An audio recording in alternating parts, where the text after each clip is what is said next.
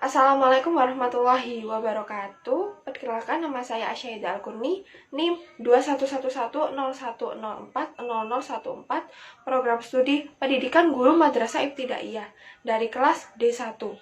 Di sini saya akan menyampaikan materi tentang hadis mutawatir dan hadis ahad. Apa sih hadis mutawatir itu?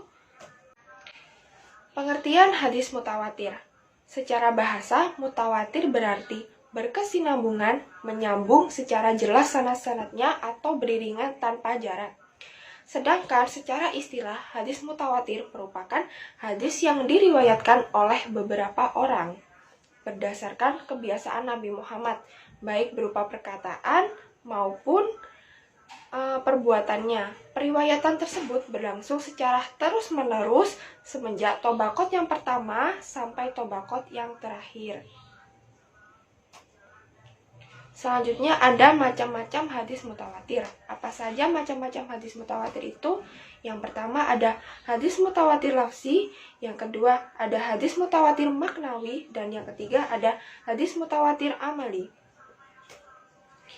Klasifikasi hadis mutawatir. Yang pertama, hadis mutawatir lafzi. Hadis mutawatir lafzi adalah hadis yang diriwayatkan oleh sejumlah orang banyak, yang susunan redaksinya itu sama baik hukum maupun maknanya. Menurut Ibnu Hibban dan Al-Hazimi, bahwa hadis mutawatir lafzi ini tidak ada wujudnya.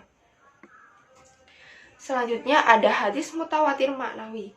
Hadis mutawatir maknawi adalah hadis yang makna dan lafadznya tidak sama atau berlainan antara satu riwayat dengan riwayat lainnya. Namun dalam hal maknanya secara umum terdapat kesesuaian dan tidak bertentangan. Selanjutnya ada hadis mutawatir amali. Hadis mutawatir amali adalah hadis yang menyangkut perbuatan Rasulullah, segala bentuk ibadah yang dilakukan oleh Nabi dan diikuti oleh para sahabat, lalu para tabi'in, hingga diikuti oleh generasi saat ini. Selanjutnya ada faedah hadis mutawatir. Hadis mutawatir memberi faedah ilmu daruri yang bermakna yakin.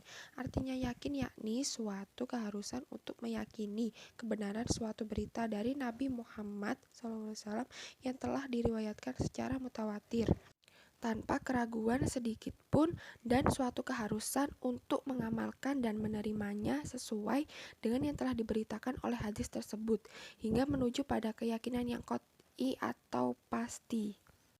Baik, di materi kedua ada hadis ahad. Apa sih hadis ahad itu? Yang pertama, pengertian hadis ahad. Secara bahasa, kata ahad adalah bentuk jamak dari plural dari kata ahad yang bermakna satu. Maka secara hadis ahad adalah hadis yang diriwayatkan oleh satu orang saja. Adapun pengertian hadis ahad lainnya, hadis yang para rawinya tidak sampai jumlah rawi, hadis mutawatir, tidak memenuhi syarat persyaratan mutawatir. Selanjutnya ada macam-macam hadis ahad.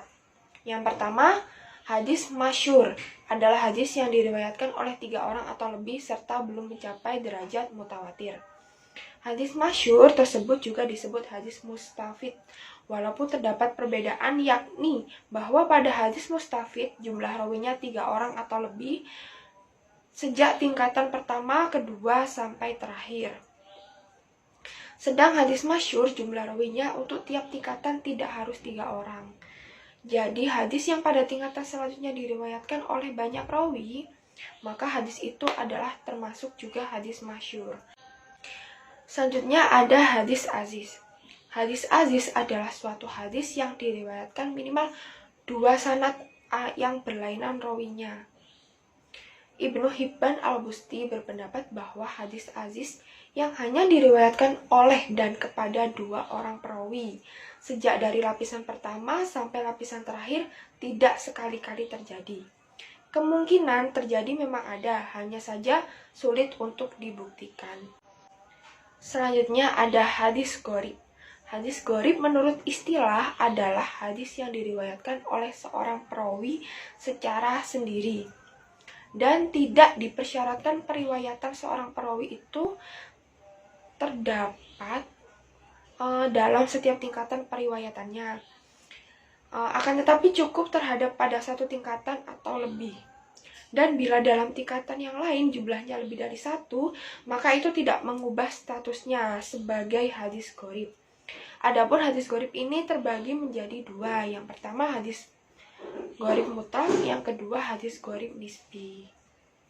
Terima kasih, cukup sekian dari saya, kurang lebihnya mohon maaf. Semoga bermanfaat. Terima kasih dari saya. Wassalamualaikum warahmatullahi wabarakatuh. Kenapa tak benar aja?